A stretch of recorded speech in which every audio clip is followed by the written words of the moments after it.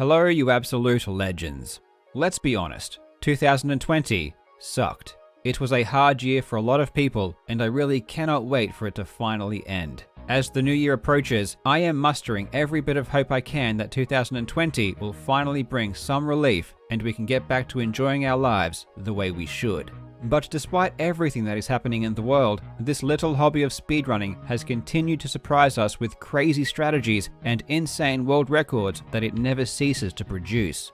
By this point, I probably shouldn't be shocked whenever a 20-year-old game is completely blown apart by some insane new technique. These days, this appears to be a regular occurrence. The collective knowledge of speedrunners has gotten to the point where half the time I have no idea what is going on in these records.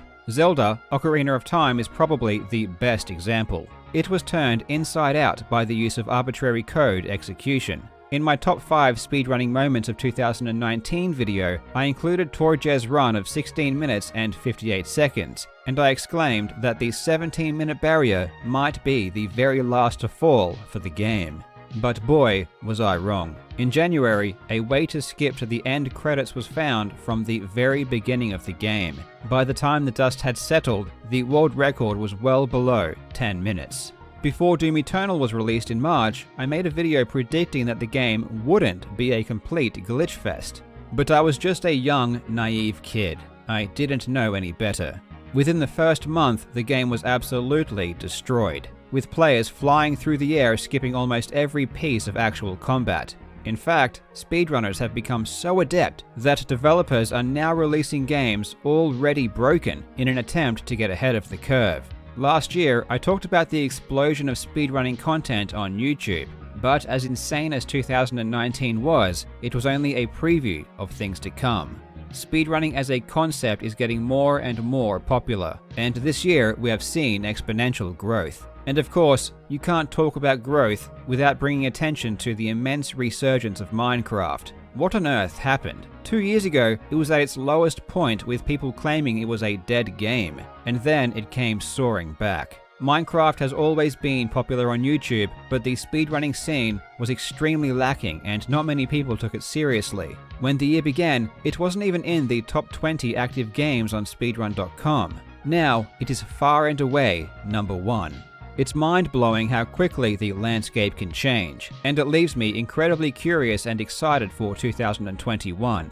Before we close out the year, let's take a look at my picks for the top 5 speedrunning moments of 2020. For those that won't make it to the end of this video, I want to wish you a very Merry Christmas, and I hope that you have a fantastic holiday.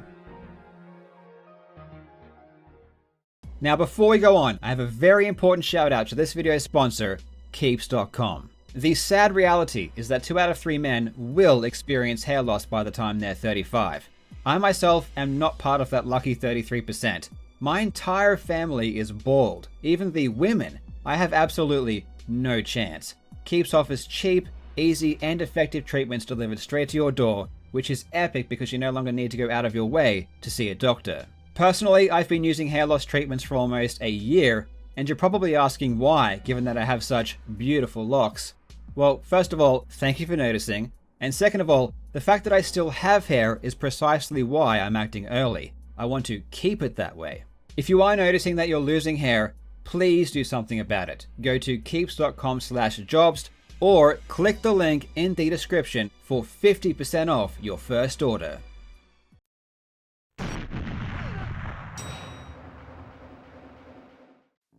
On the 26th of July, the speedrunner Zaye broke the No Major Glitches world record in Doom Eternal, live during the Break the Record Live event. We already know that Doom Eternal has a ton of exploits that can be abused if players are left to their own devices. But if you take those crazy glitches out of the equation, you are left with a completely different type of speedrun.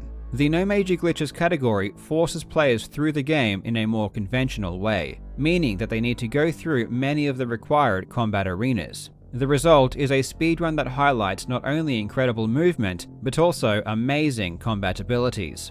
Doom Eternal has some of the most exciting PvE combat I've ever seen, and in my opinion begins to hint at a future where players battling against AI may become just as entertaining and interesting to watch as traditional esports. The Doom Eternal Break the Record Live tournament was a single-day event where the players would try to, you guessed it, break the record live.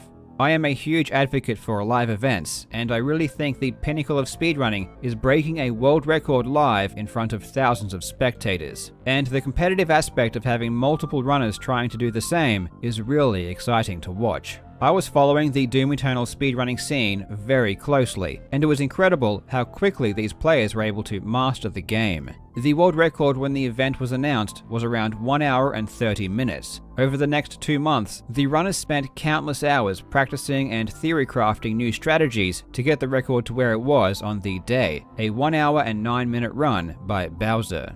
Leading up to the event, it seemed obvious that the speedrunner Zaye was putting in the most effort, practicing upwards of 10 hours a day. It ended up paying off as Zaye crushed his performance, breaking the world record by over half a minute and earning over $3,000 in the process.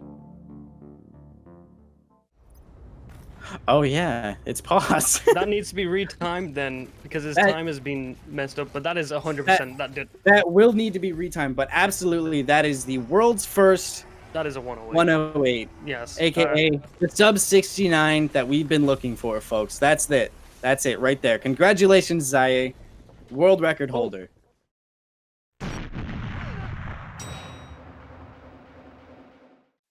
On the 27th of August, the speedrunner Zoast achieved back-to-back world records in Super Metroid. Super Metroid is one of the most respected games in speedrunning, and has one of the longest and most interesting stories. The Metroid series in general is one of the most influential of all time, and Super Metroid in particular is extremely competitive at the top level. Zoast is arguably the most successful Super Metroid speedrunner of all time, setting many world records stretching back as early as 2013. Over the past few years, Zoast had been locked in an epic battle with fellow speedrunner Behemoth87, trading world records constantly. In April of 2019, Behemoth became the first player to beat the game in less than 41 minutes, and it took a full year for Zoast to strike back, barely edging it out with a 40:55.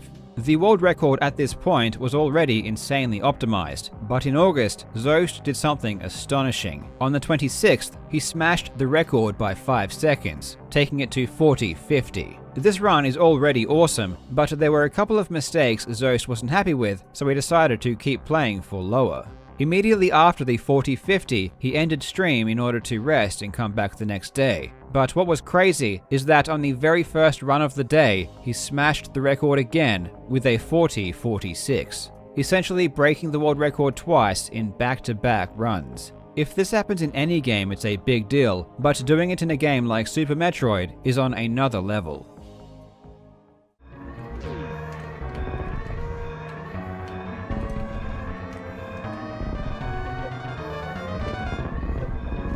Piece of cake, baby. Let's go.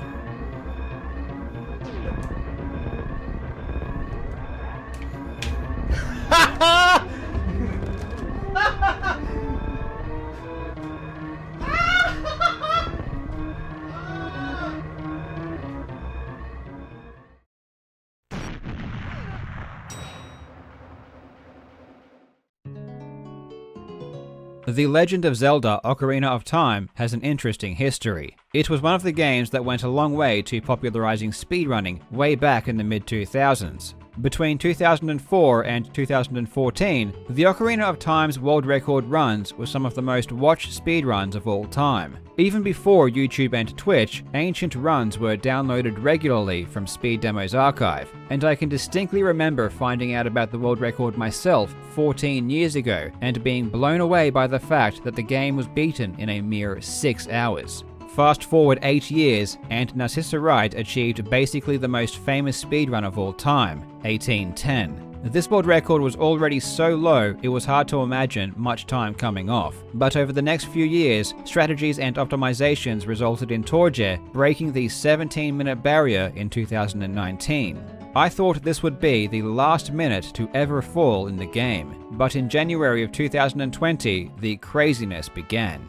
A way to skip to the end credits was found from the opening area of the game, essentially skipping everything. Within a month, the record went from 16:58 to well below 10 minutes. The entire progression of the strategies involved was incredible to watch, and there were many geniuses at work problem solving and theory crafting new ways to break the game. We even saw Narcissa Wright come back and achieve a few world records herself, which was awesome to see. The biggest takeaway for me was that you should never have a firm belief that our current knowledge is at all optimal, and no matter how low a record goes, there is always a good chance that some new piece of information comes along that makes it completely obsolete. Never doubt the tenacity and ingenuity of speedrunners.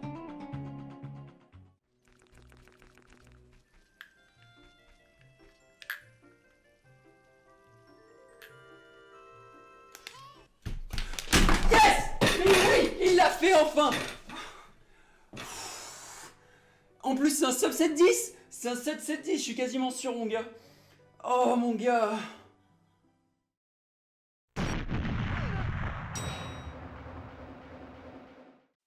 On the 18th of February, Eric Bergman achieved a time of 21 seconds on Runway Agent in GoldenEye. Of all of the many hundreds of GoldenEye records that have ever been achieved in the past, this was probably the most shocking. 22 seconds had been the record for 16 years, and the level is so short and simple that it was hard to imagine a way to take it to 21. While I personally felt that 21 seconds was probably possible in theory, I didn't actually believe it could be done by a human, and I didn't know exactly how it would even be achievable. Up until the very day it was executed, I still thought 22 seconds was likely the human max. Unbeknownst to me though, Eric had been working on figuring out a way to get 21 seconds for almost 2 years. He developed a better strategy and spent hundreds of hours investigating and practicing to get everything as perfect as possible.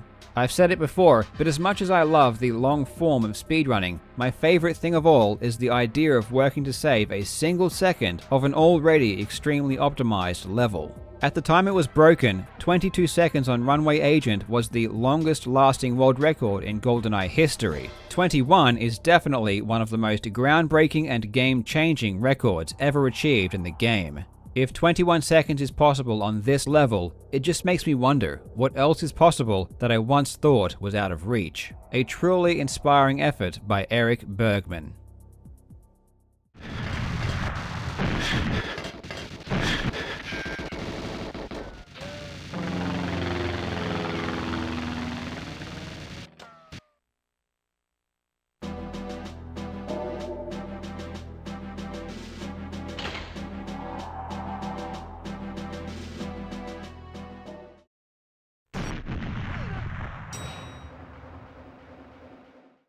"2020 was undoubtedly the year of Super Mario 64. I decided to lump every SM64 moment onto a single slot, as if I didn't, this one game alone would probably make up the majority of this list. I actually covered each of these events in various videos throughout the year, so I won't go super into depth, but if you haven't seen my summaries, you should definitely check them out at some point. On the 12th of June, D-Whatever broke the 47-minute barrier in the 70 star category, placing him light years ahead of the nearest competitor. On the 10th of May, Aki broke the 15-minute barrier in the 16 star category, the first time a minute barrier was broken in this category in almost 10 years. On the 29th of May, the speedrunner Simply broke the 120 star world record with a time of 1 hour, 38 minutes and 28 seconds. The reaction from Simply and his parents will go down as one of the most tear-jerking moments ever. I didn't mention this in my video outlining this amazing reaction, but Simply had been dealing with hand injuries which forced him to take a lot of time off, so it was extra special that he was able to overcome that and achieve something as incredible as this. And lastly, as my very top pick for the greatest speedrunning moment of 2020, we have the speedrunner Cheese, breaking the 120 star world record during the Break the Record Live tournament on the 1st of February. Looking back on this tournament, it seems like it was a lifetime ago. This was right before the pandemic was in full swing and people were still allowed to travel. 7 of the best Super Mario 64 players in the world came together for a 3-day competition. The event itself was a huge success, and Cheese breaking the record will go down as one of the greatest speedruns of all time. Nice.